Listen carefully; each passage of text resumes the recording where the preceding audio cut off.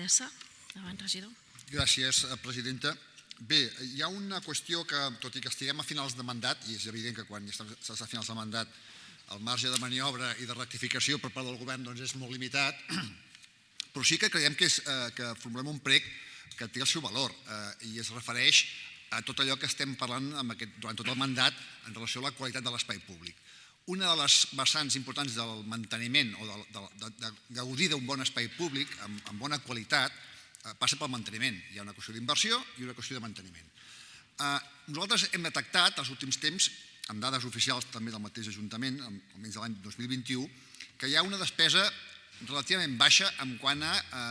inversió en manteniment per persona i any a l'espai públic, a la via pública de Barcelona. En concret, l'Ajuntament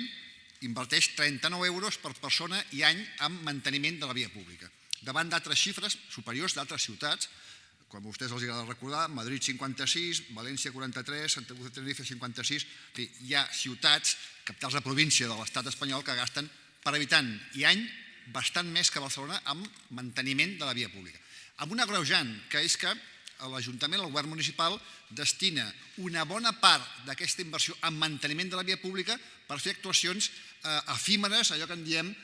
urbanisme tàctic, i per tant són actuacions que en breu període de temps desapareixen i es tornen a actuar sobre elles i tornen a desaparèixer i no queda o no s'allarga la bona qualitat de la via pública amb aquest esforç de manteniment que fem però que hauríem de fer molt més. I per tant el prec que li fem, senyora Colau, és que